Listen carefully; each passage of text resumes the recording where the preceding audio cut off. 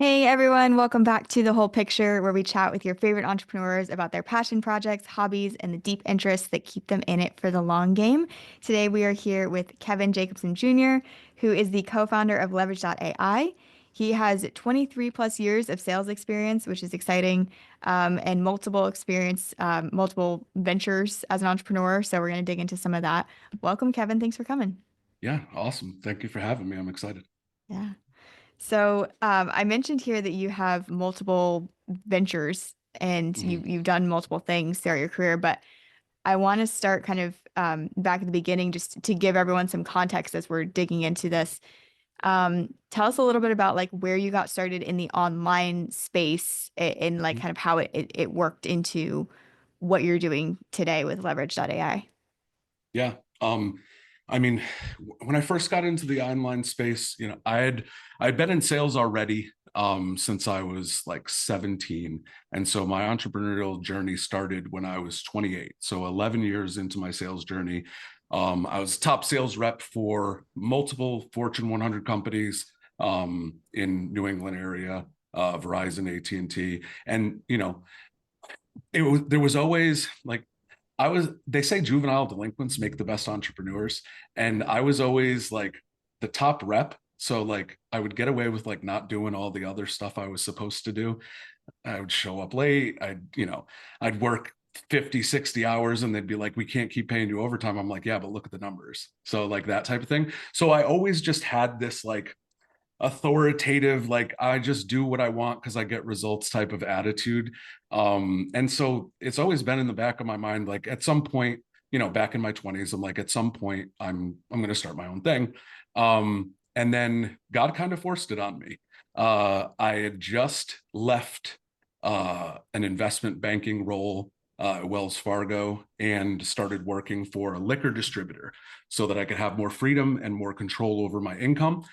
Um, and about 2 months into that role, my wife and I were leaving a wedding and we went to visit some friends after hours. And at a bar restaurant that a friend was like the manager of. And I went to go across the street to get some money out of the ATM because all the credit card machines were shut down and everything. So she's like, if you want anything to drink or whatever, I need you to get some cash. So I walked across the street and I got hit by a car. And yeah, the car was going like 40 miles an hour, like smashed his windshield with the side of my head, flipped up in the air, landed like the car was already gone. I landed on the ground, like legs all in the wrong direction, um, right in front of my wife, um, and one of our best friends. And it was so traumatizing for them. The next day I woke up in the hospital. I'm like, what's up? Am I good? Like, is anything broken? Because I really got to piss. And they're like, don't get up. Like, please don't do this. I know how you are. Can you just wait for a nurse? I'm like, nope, I need to know I can walk. So it was the most pathetic thing in the world. Like, making my way to the bathroom. It took me like 5 minutes for like this short of a distance. But ultimately that led to me getting let go from the liquor distributor because I was brand new and they're like, we don't have time to wait for you to recover however long that's going to take. I didn't have any broken bones, thank God. Alcohol helped, so there's that. But ultimately now I'm in a spot where I'm like, okay, I just switched careers. Like, what do I do now? And my wife was like, you've been like wanting to do something on your own. Like, why don't we just use this as the opportunity that we have? Right. And so I just started digging into the internet, just learning anything and everything that I could. Started off kind of weird, like everybody's, right? Like, I did some network marketing stuff. That's kind of everybody's intro to entrepreneurship usually. And then from there, I started in 2014, like way before anybody was like even thinking about really mostly anybody was really thinking about monetizing Instagram.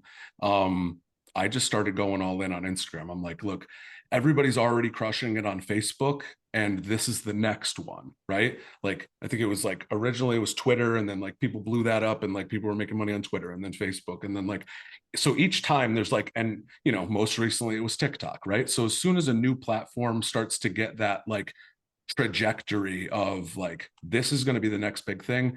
I'm a Gemini. I like to see, and I just have a tendency to see things trends before they happen, which is a God-given gift. And I love it. And I appreciate it a lot because it's allowed me a lot of success. So got into Instagram marketing in 2014, very early. And I just started, this is funny, like, it's such a funny business because I just started growing an Instagram account. It was just a $10 a month tool called Instagress.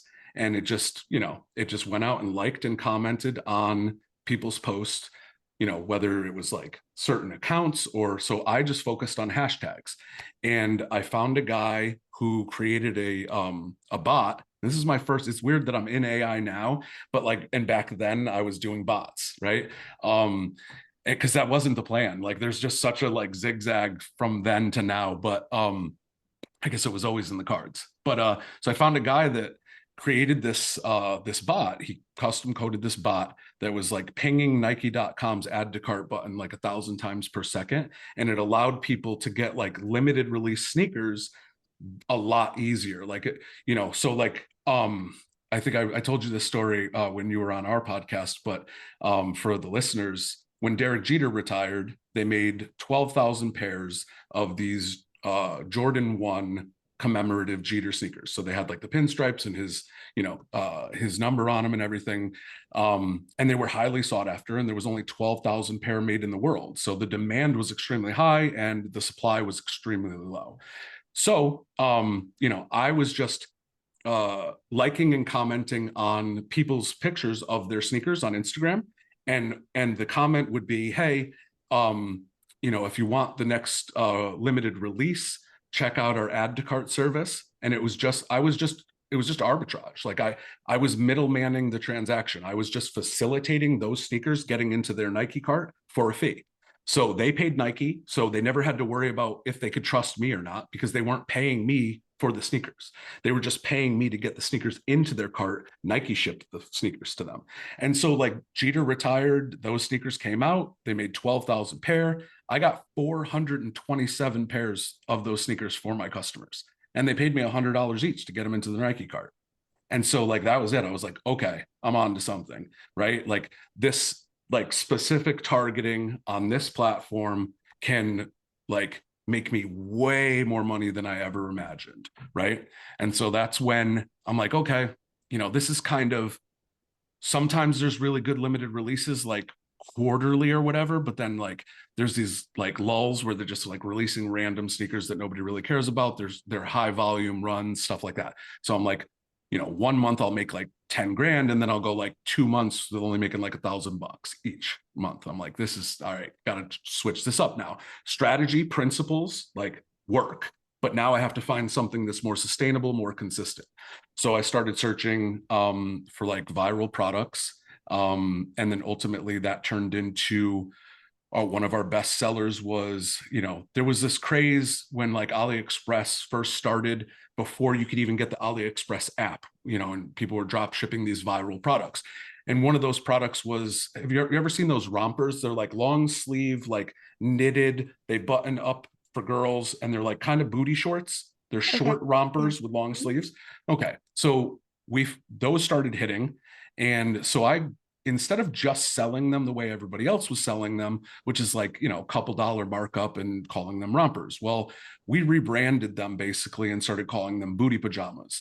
And I started working with, I started growing meme accounts. When I got out of the sneaker business, I'm okay, what is the niche that gets the most engagement so that I can leverage that traffic to my advantage? And it was memes. And I'm naturally a funny kind of idiot, right? So that helped.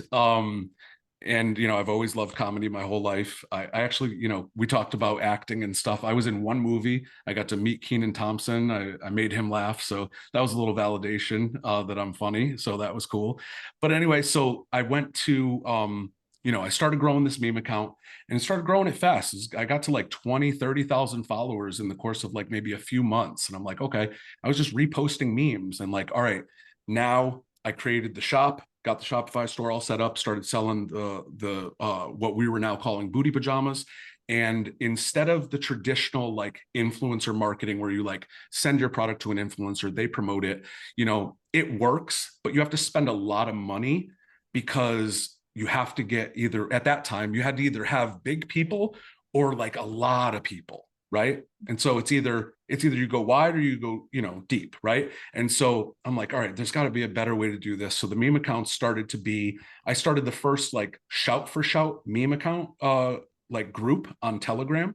So it was a free, this is like the Gary V jab, jab, right hook, right? So it was like reciprocity, reciprocity. I'm doing something for this community that helped everyone.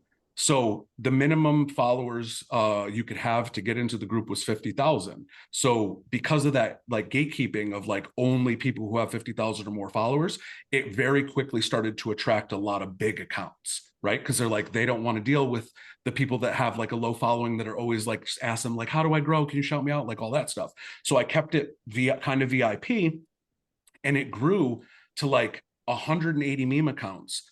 And so I had this schedule. Everybody would shout out. So out of 180 accounts, everybody had one day. And we went through this cycle, 180 account cycle.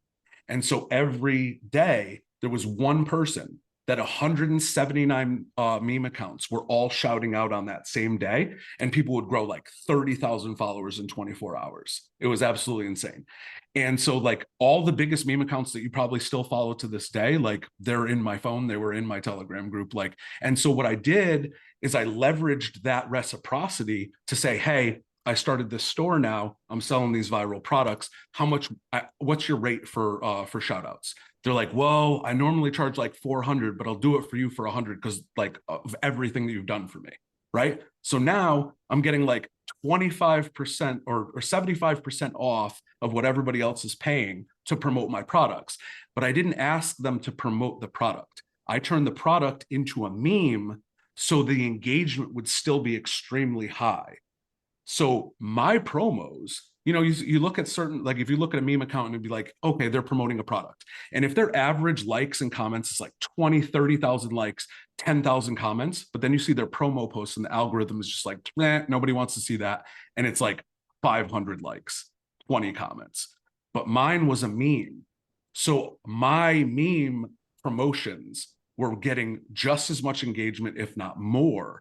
So ultimately, what that turned into is a network of meme accounts across Instagram of like 400 accounts that I was promoting with on a regular basis. And I was getting like 20x or more ROI. Like for every dollar I spent, I was making 20 back off the promos. And without any paid ads, right? I didn't run any Facebook ads or anything like that. But we became the top 1% of Shopify stores in the world for traffic. Yeah, Oh my gosh. like right up there with like Kylie Jenner and like the biggest stores in the world. That's amazing. Yeah, it was nuts. And it was great. And then, some things started to change kind of in the industry. COVID started to come around. My wife and I found out we were pregnant with twins. I'm like, well, this was fun. I can't work, we can't work like 18, 20-hour days come 9 months from now. So we're gonna have to figure something out. And at the exact same time, like when the girls were born, COVID hit, and then everything. Like, even if I was still in that business, I would have been forced out of it anyway because it was too expensive. The margins on what I was drop shipping, it was too expensive to produce it in the US and brand it. Like that was the next step, right? I was like, okay, this is an absolute like raving product. I'm going to build an entire brand around this, and I'm going to own like, I'm going to vertically integrate myself so that this is a real brand, right? But COVID, all that stuff, right? Yeah. So I kind of just had to regroup. I'm like, I don't really have a lot of time to try to figure out what's next. So I'm like, well, I'll just go back to what I know. I went back to sales. And so it was like, I don't know, 2021, I think, when I was like one of 425 people or 400 and something people to apply to be a closer for Billie Jean. And this is just through email, put in my application. I'm like, whatever, easy come, easy go. Saw the emails. Just my wife's like, you should apply. I'm like, okay, cool. And I did it. And then they hit me up. They're like, hey, you made it into the top 25. We're going to fly you out to Billie Jean's, his big headquarters or whatever in San Diego. And Like we're doing a 5-day boot camp, like elimination, like sales elimination competition, Oh, right? And we're going to stream it live to all of Billy's like thousands and thousands of like students. He has like something like 10,000 students, right? In his Genius Academy and stuff across his different programs, right? So I go out there. I'm like, I had no money at the time too, by the way. Like I had to take out 2 new credit cards because my credit cards were maxed out because we were just like living off of like my wife ended up losing her job because of COVID. So she's getting unemployment. I'm trying to figure out what I'm going to do, the limitations of what I can do because of COVID. It was just crazy. All and you while have, are your twins born? newborns. Yeah. Yeah. Yep. Newborns, twin Aries newborns. And we lost our house too. And so we're living with family. I'm like scrambling. I'm like, I'm down to my last, like, I don't even know. Like, I think we were getting like her unemployment and then we were getting like some COVID relief or something. But it was like we were living off of like maybe less than like $2,000 or $3,000 a month for 5 people.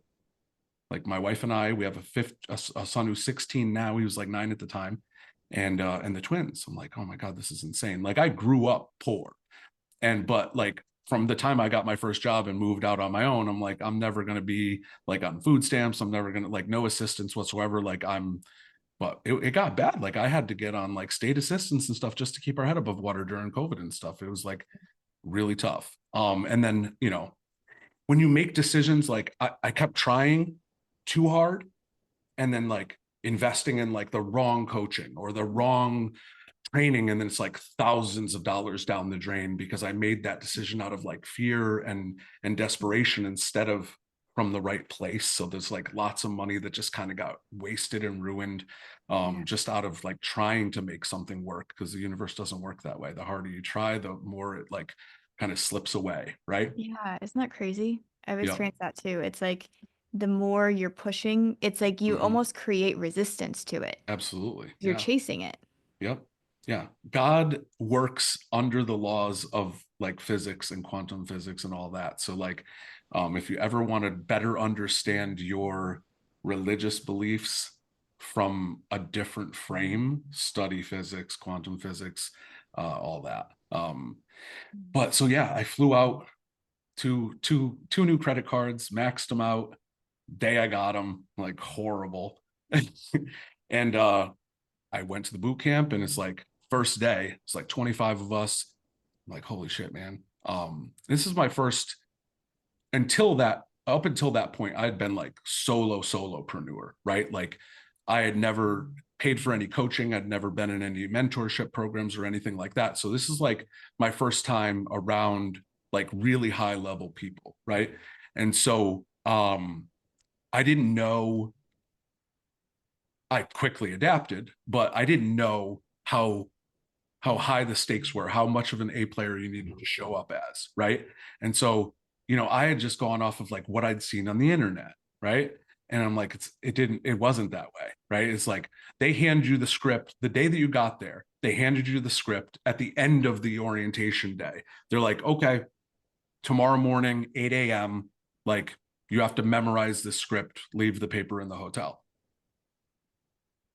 I'm like, holy shit, dude. I'm like jet lagged. I'm like, I didn't sleep the night before I came here. I'm like I'm cramming, trying to like, and when your brain is just so fried Yeah. that it doesn't matter how hard you try. So like, I memorized the script the best I could, but like next day, I'm like kind of fumbling through it. And mind you, I hadn't been in sales for 10 years. So I was a little rusty, but I was still good, I guess, because I made it into the top 9. So I made it to the final day. The final round of elimination.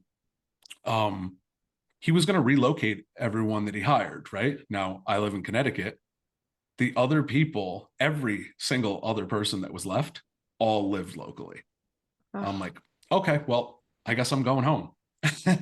And, I did. But what happened was because I did so well and I made such good friends in my competitors, just in the time that we were like role playing together and stuff, I really just built good relationships with these people in a very short amount of time. And so when I was in my hotel checking out and I'm like, damn, I'm screwed. Like Like I just maxed out 2 new credit cards. I don't know what I'm going to do next.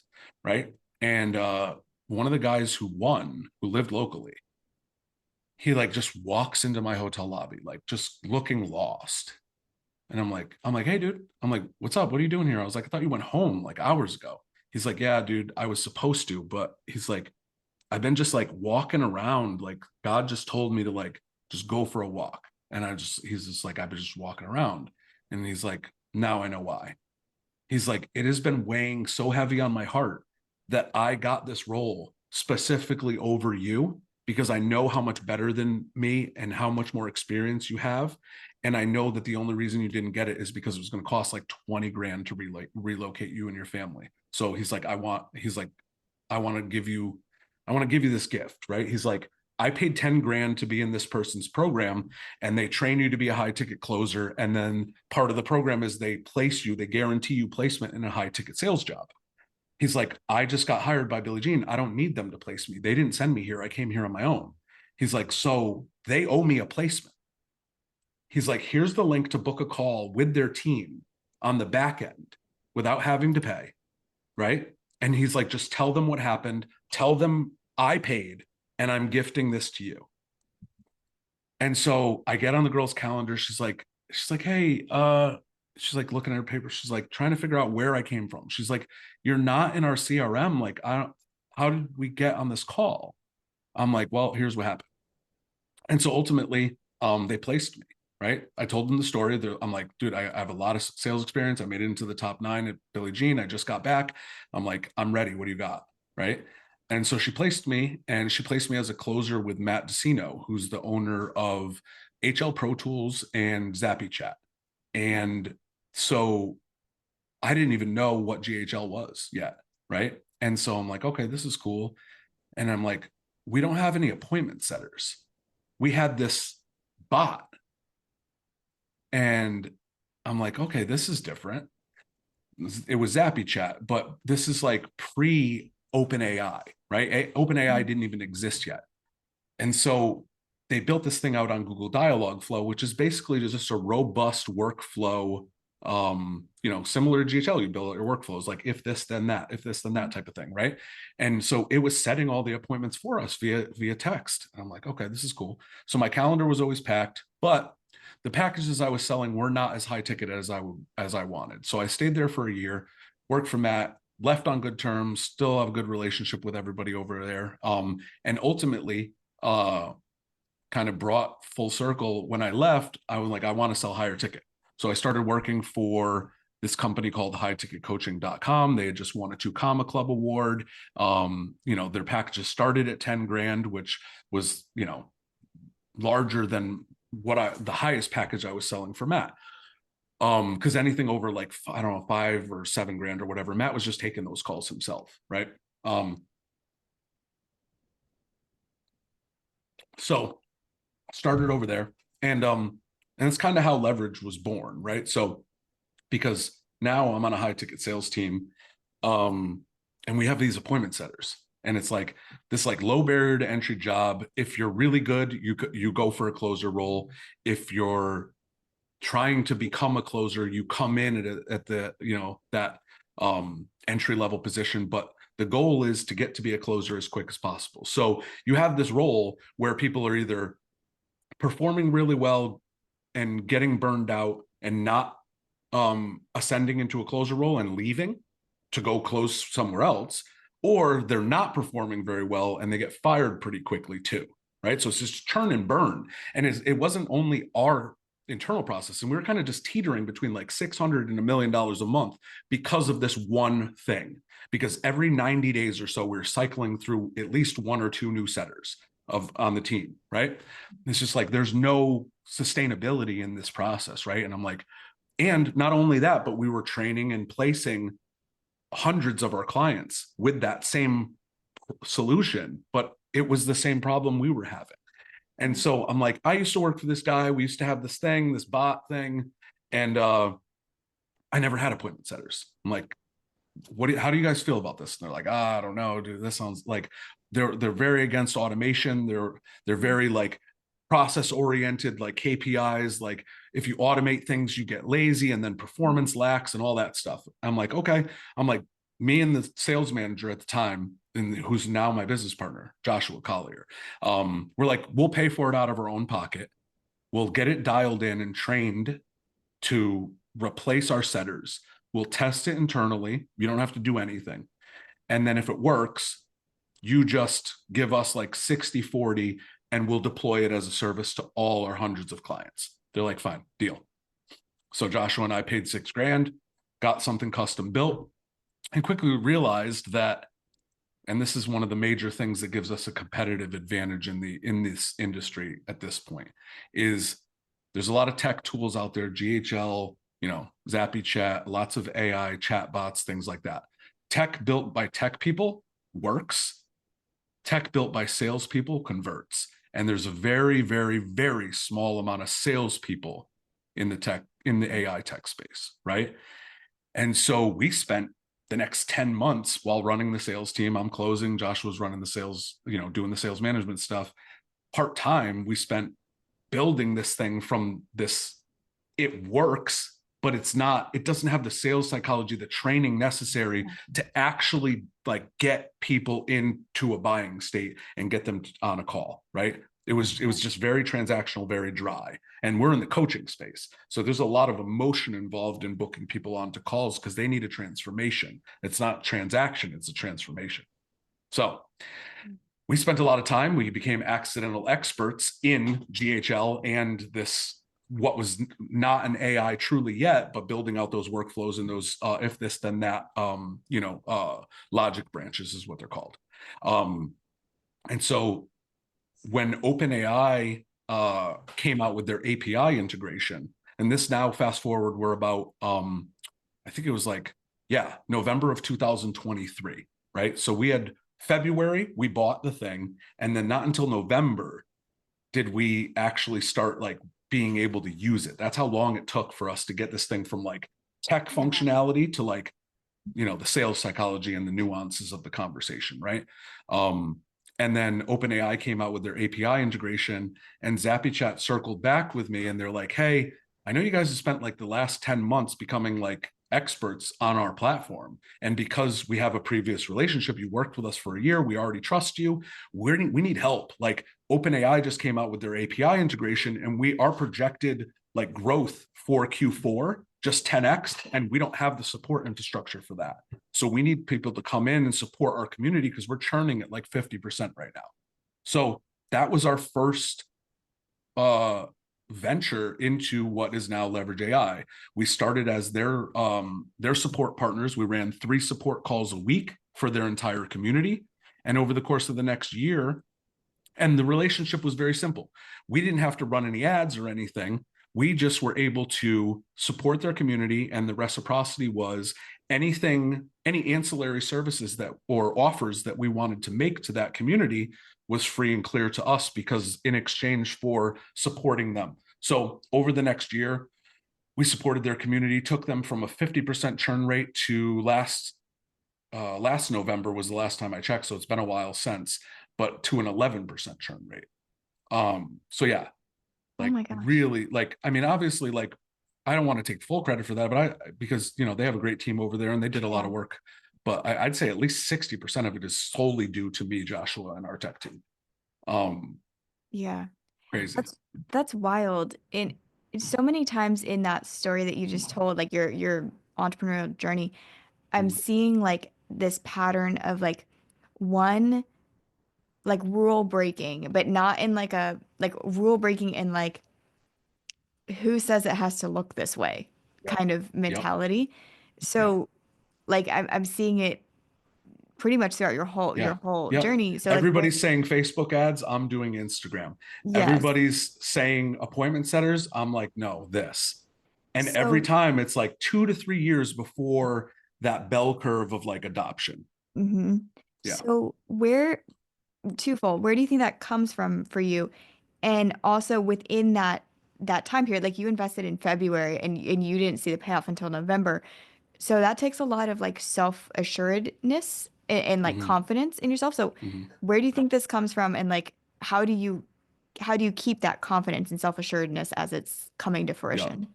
Yeah. So the first part about like, where do I think that comes from as far as the like seeing things before everybody else sees them? I always just looked at it as a God-given gift. And it's just something that I've always been like, especially like in high school and stuff, like I was very fashionable, right? I was like, me and my best friend, we would set trends in school. We would do like different shit. Like we would wear a white t-shirt and like another color t-shirt, two t-shirts, and then we'd roll up like one sleeve Mhm. and it would like match our sneakers and all this stuff, right? And we would see like what kind of impact we could have, influence. This was my first introduction into like, how do I control influence and Mhm. attention, right? And so that's always been a thing that's been interesting to me. um and then, you know, most recently, I think it was like 2020 or so, like right after COVID, like things opened back up, my wife and I started bringing the kids to church again. And they brought in a prophet, and he prophesized over me, and he told me straight up, you are a seer. That is God's gift to you. And so I've been, you know, even more in like leaning into that uh as what God chose for me on the impact that I can have while I'm here. Yeah. um and then as far as the it's like um the 10 months and like just the patience and the certainty to not like waver. um I grew up poor. So the first 17, well, 14 years of my life, because I got my first job on a farm in the summertime before I was even of age to work, because I got tired of being broke by 14, right? And so at my first summer job, I went and I worked. It was me, a 14-year-old kid, and three middle-aged Jamaican dudes, 6 o'clock in the morning, picking corn. And like we worked from 6 to noon, and you know, back-breaking work. And you know, it's like 100 ears of corn, 100 bags, throwing them onto the back of the truck, and like the bags weighed as much as I did, pretty much.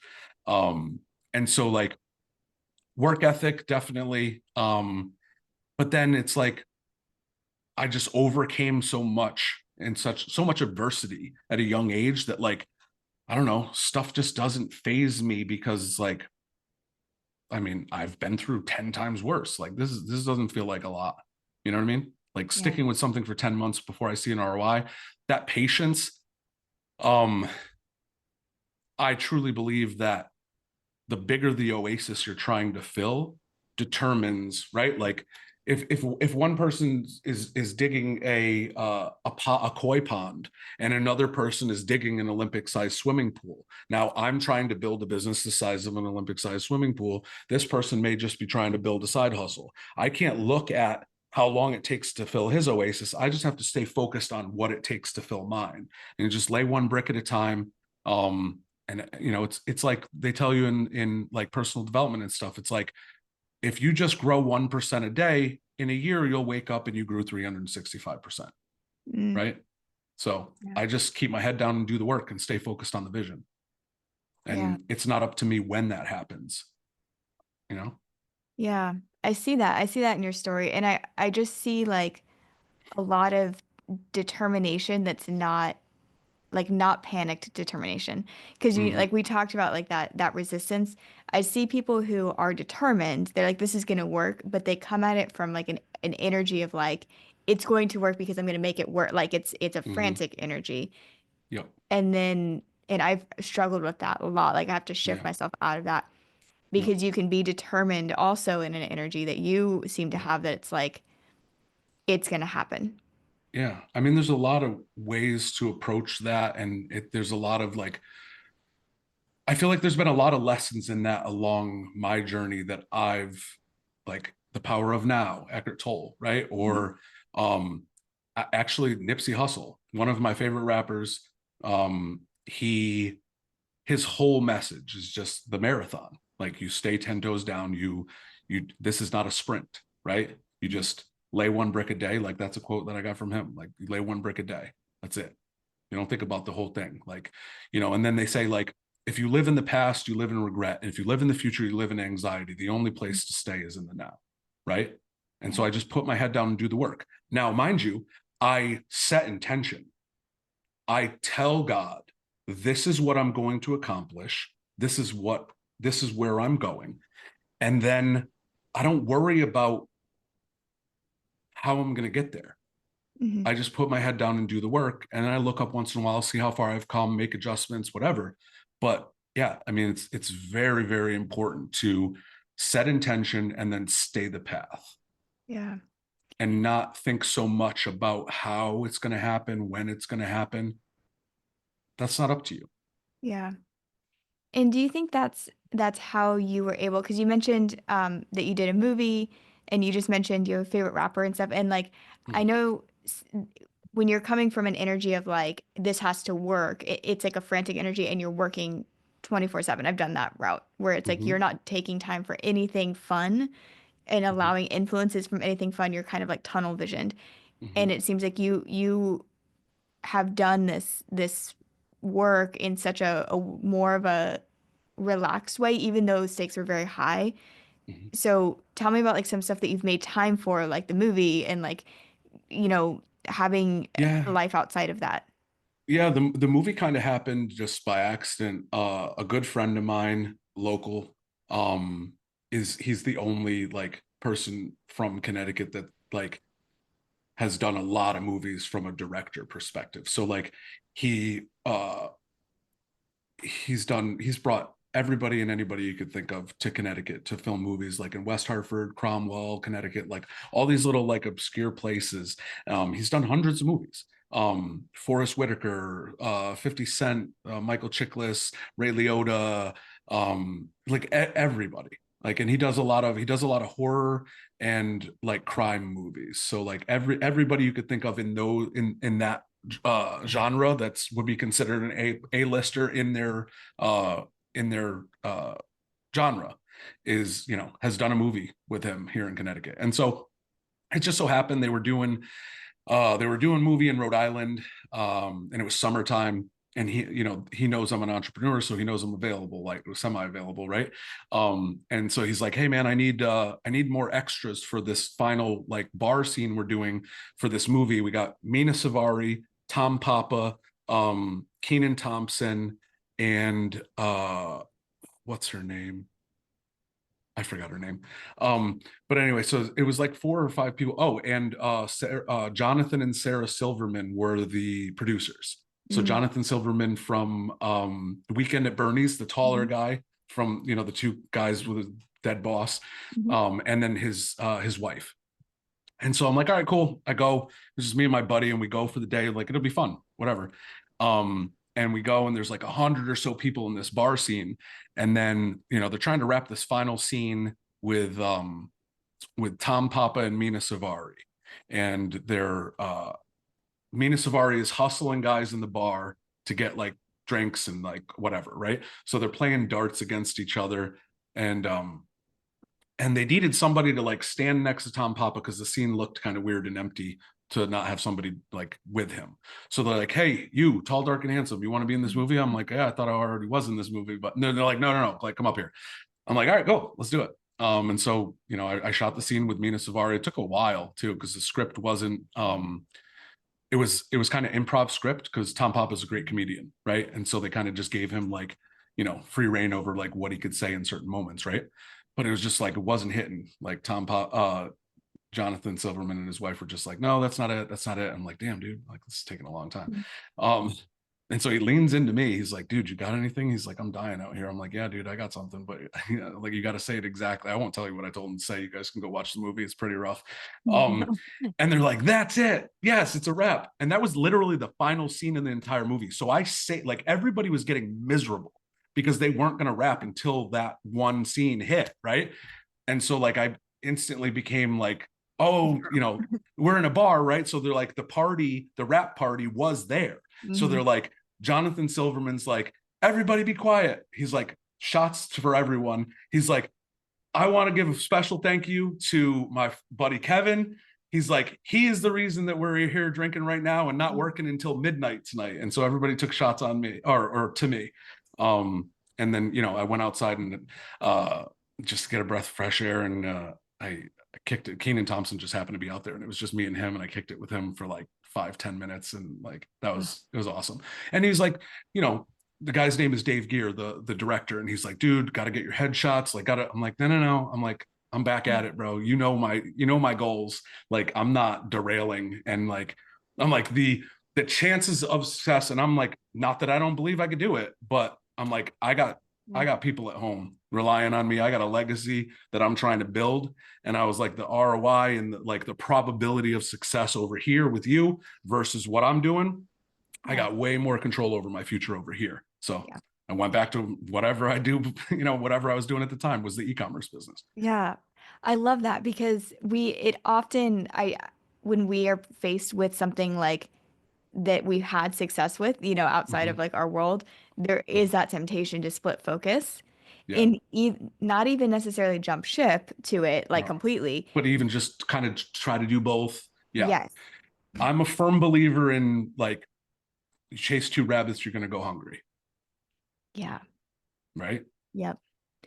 Do you think that's your sales mentality? Because that is kind of like a selling thing too. Like if you're trying to like sell two benefits Maybe, or sell but I'm two. also ADHD, so I've had a lot of experience with not being this way, right? Mm, So a lot of my strong traits now came from my worst traits. And so even like, I mentioned I'm a Gemini. So like I looked up like what are the best character traits of a Gemini and what are the worst? What do people hate about Geminis? Right? Like what are the main things that like cause problems in relationships that Geminis have a tendency to do? And so I just worked on all those things until they were not a part of who I am in any way, shape, or form. And so like I am you can go a long way with your strengths, but your weaknesses can be your demise just in an instant. yeah. That's so fascinating that you did that. Like what prompted you to do that? Was it like you were It's experiencing? always pain. Yeah, Yeah. there was Gemini shit I was doing in my 20s that was causing people to be pissed off at me, and I would like lose friendships and be Mm, like, it's not that big of a deal. I'm like, but it kind of is actually. What, it's like that funny the quote from George Bush Jr. where he's like, fool me once, shame on me, and he like messes it up and doesn't say it right. But like it, if let's put it this way, right? There's a quote I always like to say is like, if you bump into an asshole in the morning, you bumped into an asshole. If you bump into assholes all day, maybe you're the asshole. So like, yeah. if it starts to become a pattern of issue, like, are you not going to fix it? Yeah, I did. I was just on TikTok this morning and someone said, if it smells everywhere you go, check your shoe. Yeah. Like it's Yep. you, Similar to that. Yeah. Yeah. Yeah. I Wow. think my quote comes from the show Justified, which is literally the best show ever made. I don't want to argue about it. Nobody can like I'll die on that hill, try. Writing Nice. wise, like the writing, the comedy, the acting, Timothy Oliphant and Okay. Walton Goggins, one of the best shows ever made. But yeah, so I've watched that show probably 6 times through in my life. Every once in a while, like I am a Gemini and I'm ADHD, so I have a tendency to like work until I burn myself out to where my Mhm. body's like, you need to stop. Yeah. Like I'm gonna get you sick so that you Yeah. stop, type of thing. Yes. And so then I have to like binge watch a series for like 2 days and get myself back. Take a break. Yeah. Yeah. And so yeah, that quote comes from that. Like there's a lot of funny quotes in that show. So is the reason why I love that show so much, and I think why most shows are just not up to par, is writing has kind of become, and you know this because you're an amazing copywriter, writing has almost become like kind of this like loose art form now where people Hmm. just kind of half-ass it. It's like Yeah. fast casual fashion, and now it's like streaming, and it's Yeah. like volume over quantity. Hmm. But like this script was written in tandem with the writer of the short stories who Mm. the entire series was based on. So he had a hand in every single word meticulously in the script. Yeah. And it's just like, I like to call myself like a cunning linguist. I love words. I love the English language. It's important to me. Right. And so like this is like the highest form of like art is Yeah. in the spoken word. It's every word is just like perfectly, it's like an orchestra. It's dope. That is so cool. You're right. It's so, I was just watching, I love Suits. Josh, our mutual Yeah, business coach, is he's obsessed got with me Suits. back into that. Yep. It's great. But they're also, my husband and I have been watching it, and the writing sometimes I'm like, oh my God. Because it's like they're trying to see the scene, but it's like in order to make Harvey extra angry, he just says "goddamn" between every word. And I'm like, as a writer, I'm like, Yeah, you're like, this is you lazy. you could just say like he has to be angry, like give him something to be Yeah. angry about instead of cursing Yep. every. So like there's Yep. some things. Well, you also, you could, I mean, you're in this world, and so your husband especially is like, sometimes you have to make up for limitations in people's acting abilities with other with other things. So maybe Yes. that's what it was. You know what I mean? Yeah, there's all kinds of stuff happening. And Yeah. also, things are changing on the back end, which is why I Hmm. find the whole industry so interesting. But yes, Hmm. real written, like what you're talking about, you Yeah. see in theater a lot because theater Yep. plays have been, meticulously crafted. You can't Hmm. change a word.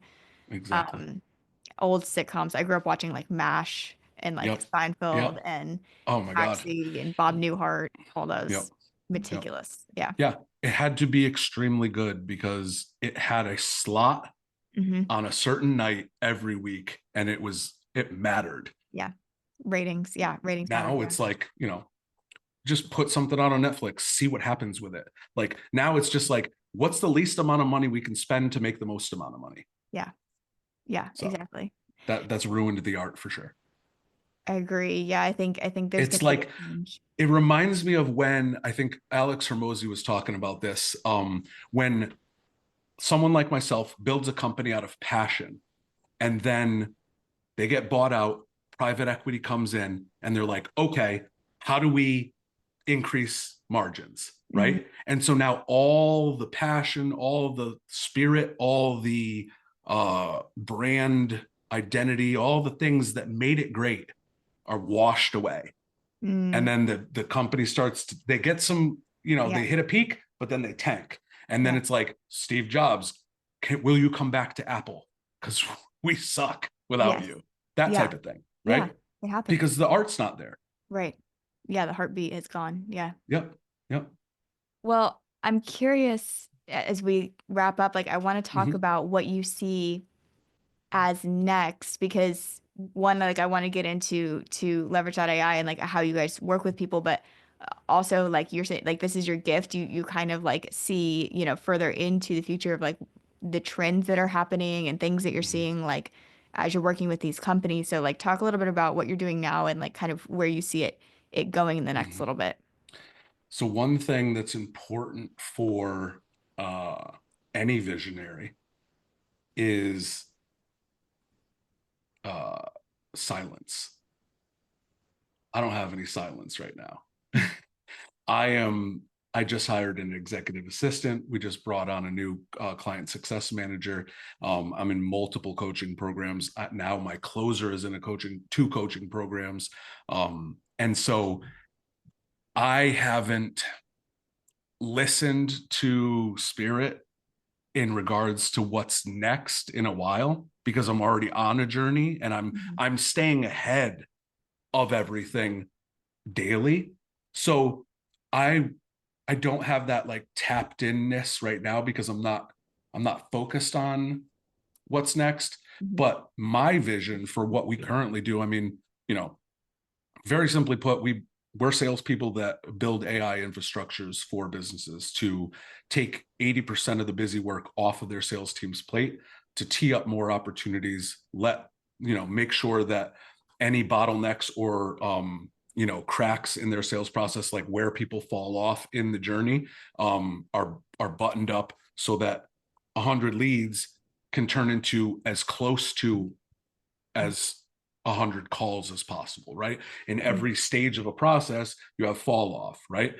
And so, back in my e-commerce store, it was like for every, like if we were driving 100,000 leads a month, 100,000 clicks a month, maybe 10,000 of them actually clicked on a product. And then maybe 1,000 of them actually checked out, right? And so you got that fall off at each stage. And so, and you only have so much bandwidth as a salesperson and as a sales team, right? And so we just deploy AI to ensure that that sales process is more consistent. And there's no bandwidth limitations, right? If you're running 100 leads a month or 10,000 or $1 million ad budget, whatever, it doesn't matter, because there's no, the human element now is I'm teeing up more opportunities for the closers, and they have 100% bandwidth to only have to focus on closing. They don't have to follow up. They don't have to nurture. They don't have to make, outbound calls when things are slow, because they're scaling, because my AI is handling all that busy work and doing it far better. So they're making more money. That's one thing. People are like, oh, AI is going to take over. Well, I don't know.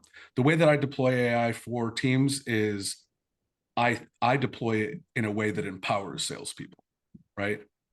So all the salespeople that work for the companies that are my clients, they're making more money now than they were before I came along, because they have more opportunities and they have more bandwidth to get a higher close rate too, because they're not distracted by all these other little things happening all at the same time, right? Yeah. So again, focus, right?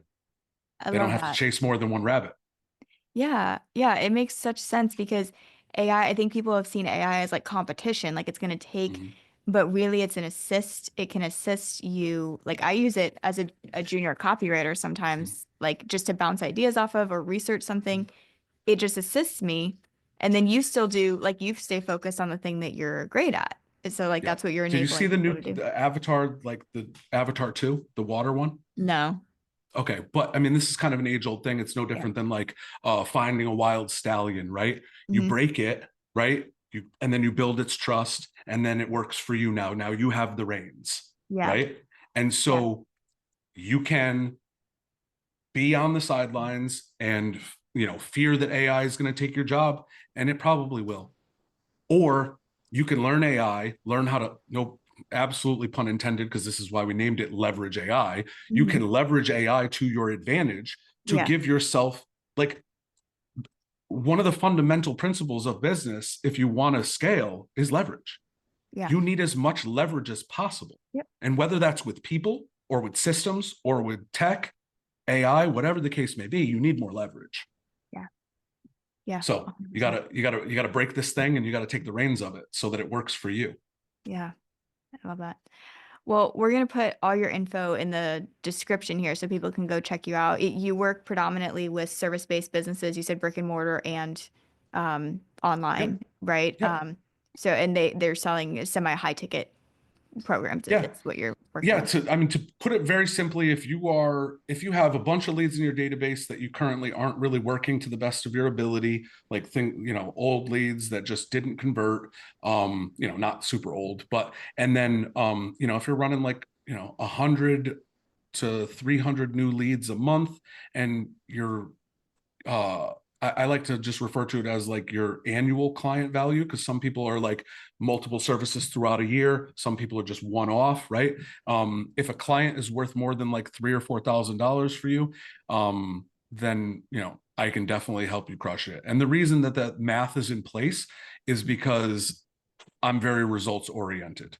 I don't want to take on a client that I don't have full certainty that if we work together for say 90 days, they're not going to realize 2x or more Hmm. of what they paid me without the Yeah. FTC or whichever agency doesn't like that. I'm Yeah. interviewing Anik Singhal. He won't like me talking like this. I'm interviewing him next week. Uh-oh. Yeah. Cool. But yeah. Well, awesome. Thank you so much for your time. It's really cool to hear how you have like stripped away parts of yourself that weren't serving you in your business and in your life, and how you've like leaned into these principles of like just keeping your head down and working and breaking rules along the way in like the most productive and like unique way possible that has Mm-hmm. like led to all of this. So thanks so much for your Brittany, time. thank you, because honestly, you're amazing at what you do. And you actually, because I'm always have my head down just doing the work, I don't do, or at least recently, I haven't done much like self-reflection. I'm Mhm. looking for my next, like, I have a great business mentor. I'm in the market for my next like all other things like Mhm. Kevin related, like internally to bring myself to the next level, to become who I need to be to Yeah. scale this business to the next level.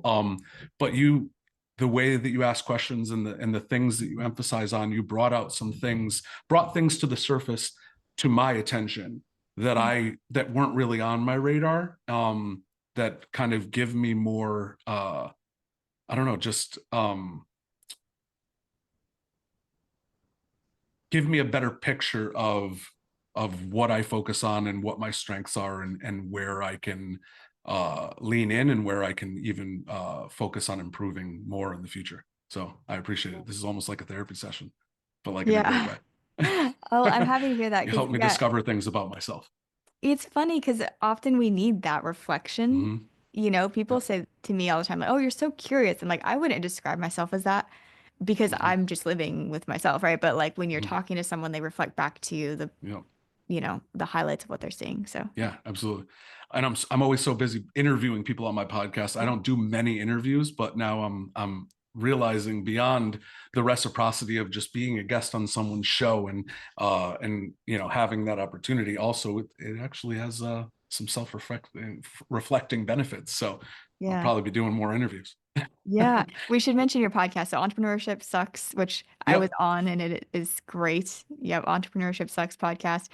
And you guys have to go listen to it because they start the interviews asking what that means to people, and Hmm. it is so cool to hear everybody's answer because it's similar. We've all experienced similar things, but everyone has a perspective on it that's really cool. So you guys should go check that show Yeah. out for sure. Thanks. Appreciate it. Yeah, cool. All right. Well, thanks so much. Absolutely.